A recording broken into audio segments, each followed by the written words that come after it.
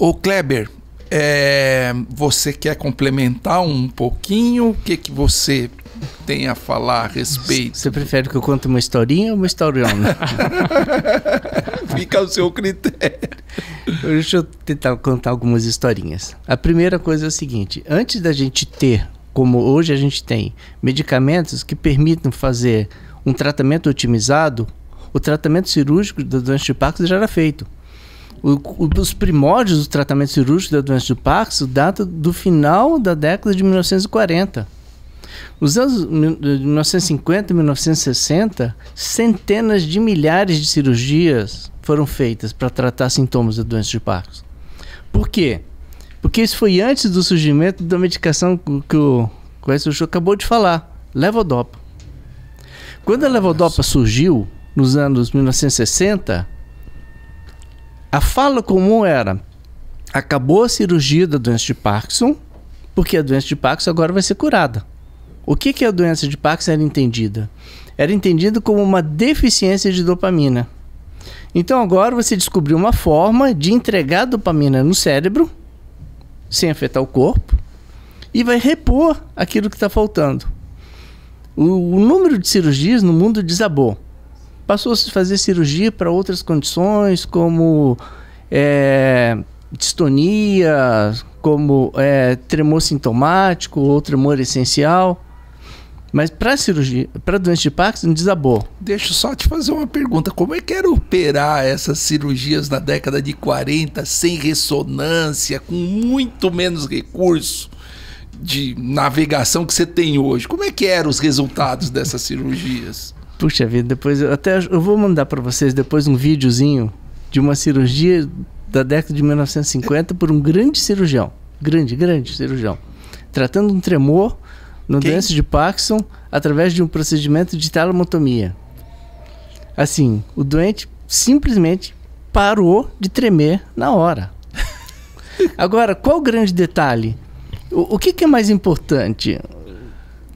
Assim, é mais importante você ter um equipamento de última geração espetacular, mas não ter o cérebro pensante.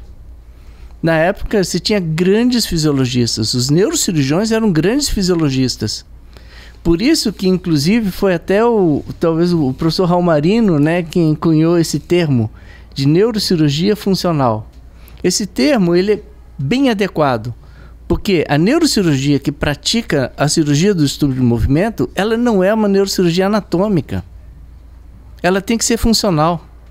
Para ter uma ideia, já que você perguntou sobre isso, hoje nós, em relação à programação inicial de computação gráfica, fusão de imagem, corregistro, sistemas de navegações tridimensionais, entende? Que você consegue localizar no espaço a parte daquele núcleo que você tratar é a posição ideal. Na hora que você coloca o teu eletrodo lá, o que acontece? Não é a posição em 30% dos casos. A gente modifica o posicionamento em mais de 30% dos casos pelo estudo da função e não da anatomia. Então eles eram grandes fisiologistas. E assim, como a cirurgia tinha que ser uma cirurgia estagiada, porque era uma cirurgia de interrupção de via, que era feita através de aplicação de alguma energia controlada ou modulada. No começo começou a fazer com energia com corrente elétrica, como por exemplo o Guiot fazia na França no final dos anos 1940. Ela passou a ser feita utilizando uma forma muito controlada de energia, porque ela é uma energia fria, que é a aplicação de radiofrequência. Porque a radiofrequência ela não é quente. O que ela faz? Ela emite sinal de rádio na ponta, e aquele sinal de rádio modifica, imobiliza as proteínas e a água ao redor, produzindo localmente o calor. Então é uma lesão térmica que você consegue controlar o tamanho da lesão pela temperatura. Ou seja, cirurgias eram lesivas. Assim, na prática, mesmo a cirurgia dita de estimulação é uma cirurgia de interrupção de funcionamento. Isso a gente pode comentar daqui a pouquinho. Porque você está utilizando uma tecnologia que, a depender da estrutura que você está atuando, ela vai modificar a função, vai estimular o aumento da atividade daquela função ou então inibir. E muitas vezes na doença de Parkinson você está inibindo. O que acontece é que com o surgimento da levodopa, remédio, né? Exatamente. Essa medicação que repõe a dopamina que falta no cérebro, os doentes melhoraram subitamente. Só que depois começaram a piorar novamente, surgindo aquilo que o Edson acabou de falar. As discinesias e a flutuação motora. E outra coisa, os pacientes passaram a viver mais, né? A expectativa de vida aumentou. Muito. E aí as complicações do remédio não funcionar, aparecerem, aí a cirurgia voltou. Pois é. Aí eu tenho uma amiga que diz que um dos principais modus operandi meu é desconstruir conceitos. Tem uma das coisas que é o seguinte: provavelmente a medicação não induz a discinesia. A medicação, ela torna uma pessoa que estava rígida, parada, numa pessoa com capacidade de fazer atividade.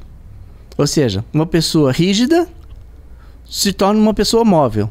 Acontece que as estruturas e as conexões dos nervos estão deturpadas pela evolução da doença. A discinesia, ela inicialmente, principalmente nos anos 1980, que isso foi entendido como sendo consequência do uso da levodopa, tanto é que teve uma fase em que você postergava o máximo possível a reposição de dopamina. Sabe o que aconteceu com esses pacientes que passavam 3, 4, 5 anos depois do diagnóstico sem tomar levodopa? Perderam 3, 4, 5 anos da vida. Porque não fez diferença com relação ao surgimento dessas flutuações motoras. Né? Não fez. Não fez. Depois de 8 anos, estatisticamente, 40% das pessoas tinham discinesia, tomando ou não tomando levodopa. Nós somos de uma época em que nós guardávamos a levodopa para usar depois. Isso, o nosso tesouro era levodopa e para que não, achando que pudesse induzir complicações, nós guardávamos para depois e começávamos com outros medicamentos. Eu acho que o Matheus falou isso no podcast passado, né? Hoje você não espera mais, né? Não, Marcelo, uma das coisas mais importantes, e aí o Edson, como professor, sabe disso. Eu gosto muito daquela frase que diz que a medicina é a ciência das verdades transitórias. Isso é uma frase. Então, assim, o que era verdade, eu falei, não, peraí, o que aconteceu? Com 8 anos, usando ou não usando, quando se faz um estudo pareado, se descobriu que depois de algum tempo as pessoas estavam iguais, e aquelas pessoas que não tomaram levodopa perderam 4, 5 anos que poderiam ter vividos bem vividos. Se arrastando. Então, hoje em dia, não se posterga mais. O paciente tem indicação de tomar levodopa, ele toma levodopa. O que acontece é que o surgimento depois dessas discinesias voltou-se a pensar na cirurgia. Só que aconteceu de 1987 surgir a organização da metodologia da estimulação elétrica de estruturas profundas do cérebro. É chamado Deep Brain Stimulation, né? Estimulação cerebral profunda. DBS. Exato. Estruturas profundas. Que isso permitiu uma coisa que não tínhamos no passado. A possibilidade de você intervir em regiões onde, se você fizesse uma lesão naquela região, você poderia ou ter um efeito colateral muito grave ou ter um efeito que se perdesse. Então você passa a fazer um efeito de uma modificação daquela estrutura por uma aplicação de uma corrente elétrica contínua naquela região, que pode ser moldada segundo a anatomia e a função de cada pessoa. Por isso que DBS não é liga e desliga. Você implanta, você vai reprogramar o sistema até chegar na posição, na quantidade, no tipo de corrente mais adequado para cada pessoa. Ou seja, um tratamento extremamente individualizado. Totalmente individualizado. Personalizado. Não ter receita de bolo para isso. Olha só. Eu me lembro que eu entrei na residência de neurocirurgia em 93. Em 93, eu via os grandes expoentes da neurocirurgia brasileira operando, o professor Raul Marino, que na época era professor titular, foi o primeiro professor titular da Faculdade de Medicina da USP. O professor Raul Marino, ele operava e colocava eletrodo nos núcleos do cérebro usando raio-x, radiografia simples e pneumoencefalograma. Então, o que o professor Raul Marino fazia? Né? Ele pedia para para nós, residentes, né, e os seus assistentes, nós injetávamos ar, né, no sistema ventricular, que é o sistema onde há líquido céfalo-raquidiano, água do cérebro. Nós injetamos ar. Por quê? Porque o ar, nós podemos, ao batermos a chapa de raio-x, nós sabemos onde está o ar. Aí nós sabemos a anatomia do ventrículo, das cavidades cerebrais. Ou seja, o ar possibilitava a visualização das cavidades cerebrais. E através, fazendo a localização através da radiografia simples, nós conseguíamos colocar um transdutor no núcleo que nós queríamos. Então, a mente brilhante do ser humano, mesmo com uma radiografia simples, o neurocirurgião, ele consegue, através de uma radiografia simples, consegue chegar nos diferentes núcleos do cérebro. Ou seja, olha só até onde vai a criatividade humana. E mais ou menos, isso eu entrei em 93, né? Então 93, 94, o professor Raul Marino operava Parkinson, por exemplo, com raio-x de crânio, raio-x do cérebro, né? que vemos praticamente o osso só, né? E no caso, os ventrículos.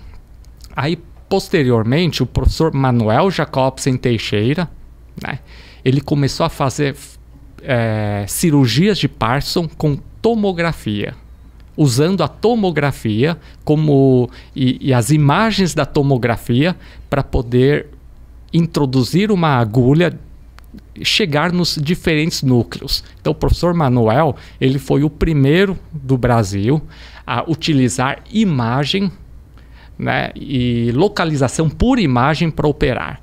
E alguns anos depois, com o advento da ressonância, o professor Manuel começou a fazer fusão da tomografia com a ressonância, né? O Kleber participou de todo esse toda essa evolução, né?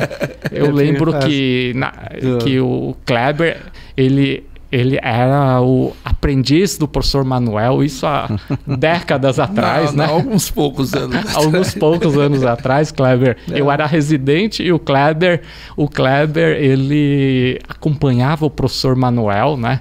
E o professor Manuel foi o primeiro, ou praticamente o primeiro neurocirurgião brasileiro a operar pacientes com doença de Parkinson, fazendo fusão das imagens da ressonância com a tomografia, tudo isso sob o ponto de vista estereotático, atingindo estruturas pequenas como núcleo subtalâmico, que tem mais ou menos 10 milímetros de tamanho, né? Mais ou menos 1 centímetro de tamanho nas profundezas do cérebro. Então nós saímos do mapa rodoviário 4 rodas para o Waze, é isso? Mais ou menos isso, para chegar onde a gente tem que chegar.